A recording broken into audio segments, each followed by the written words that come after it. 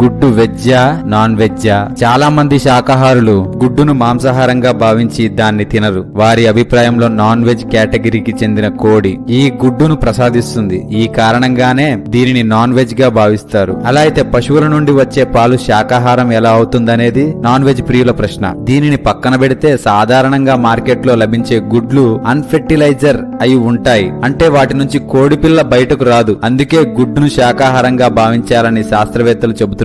దీనికి తోడు వారు శాస్త్రీయపరమైన వివరణ కూడా ఇచ్చారు. గుడ్డులో 3 భాగాలుంటాయి. శాస్త్రవేత్తలు తెలిపిన దాని ప్రకారం గుడ్డులో తెల్లని భాగం ప్రోటీన్లుంటాయి. దానిలో ఎటువంటి జంతు పదార్థం ఉండదు. అయితే ఎగ్ వైట్ శాకాహారం అని తేల్చి చెప్పారు. ఇక పచ్చసొన విషయానికి వస్తే దానిలో అత్యధికంగా ప్రోటీన్లు, కొలెస్ట్రాల్ ఉంటాయి. అయితే మరో కోడితో సంపర్కం జరిగేటప్పుడే ఇది మాంసాహారంగా మారుతుంది. కోడి జన్మించిన 6 నెలల తర్వాత 1 లేదా 2 రోజులకు గుడ్డును పెడుతుంది. అయితే ఈ ప్రక్రియ కోడి పెట్ట లేదా పుంజుతో సంపర్కం అవసరం లేకుండానే జరుగుతుంది. వీటినే అన్ఫెర్టిలైజర్ ఎగ్ అంటారు. దీని నుంచి కోడి పిల్ల వచ్చేందుకు అవకాశమే లేదని శాస్త్రవేత్తలు బల్లగుద్దు చెప్తున్నారు. దీన్ని బట్టి ఇప్పుడు మనం రోజువారీ తినే అన్ఫర్టిలైజర్ గుడ్లు ఖచ్చితంగా మనం వెజిటేరియన్ గానే భావించాలి. కోడి ముందా గుడ్డు ముందా అనే ప్రశ్న మనం చిన్నప్పటి నుండి ఎన్నోసార్లు వినుంటాం. కానీ ఏనాడు దాని సమాధానం కోసం మనం ఎప్పుడూ ప్రయత్నించలేదు. ఒకవేళ గుడ్డే ముందొచ్చింది అనుకుందాం, కానీ గుడ్డు పిల్లవ్వాలంటే దానికి ఒక స్పెసిఫిక్ టెంపరేచర్ కావాలి. మరి దానిని ఎవరు పొదుగుంటారు?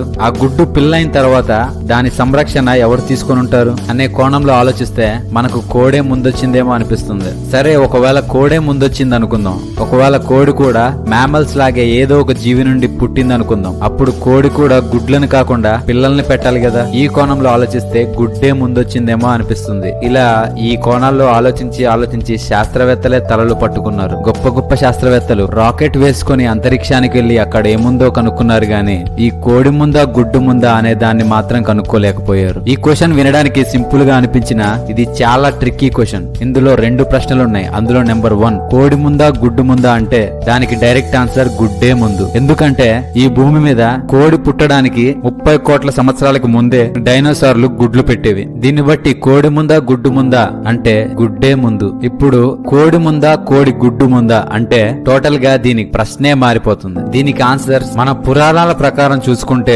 ముందుగా కోడి సృష్టించబడి తర్వాత దాని రిప్రొడక్షన్ కోసం గుడ్డును పెట్టింది అని రాసుంది. కానీ సైంటిఫిక్ యాంగిల్ లో మనం ఆన్సర్ ని వెతుకుతాం. రీసెంట్ గా షెఫీల్డ్ యూనివర్సిటీకి చెందిన డాక్టర్ కొలిన్ ఫ్రీమెన్ అనే సైంటిస్ట్ గుడ్డు ఫామ్ అవ్వాలంటే ఖచ్చితంగా ఓవోక్లిడిన్ 17 అనే ఒక ప్రోటీన్ ఉండాలి అని చెప్పాడు. ఈ ప్రోటీన్ కేవలం కోడి యొక్క ఓవరీస్ లో మాత్రమే ఉంటుంది. ఈ ప్రోటీన్ వల్లనే కోడిలో రోజుకి 6 గ్రాముల గుడ్ల పెంకును క్రిస్టలైజేషన్ అనే ప్రాసెస్ లో మెటలిస్ట్ గా యాక్ట్ చేసి గుడ్డు పై భాగంలో ఉండే పెంకుని తయారు చేస్తుంది. దీన్ని బట్టి సైంటిఫిక్ గా కూడా కోడే ముందు ఫామ్ అయ్యి తర్వాత దాన్ని గుడ్డును పెట్టింది అని ఫామ్ అయింది. ఇప్పుడు మనకి ఇంతవరకు ఉన్న ఒక ప్రశ్నకు సమాధానం దొరికింది. అది సైంటిఫిక్ గా మరియు పురాణాల ప్రకారంగా కూడా. దీన్ని బట్టి మనకి కోడే ముందు.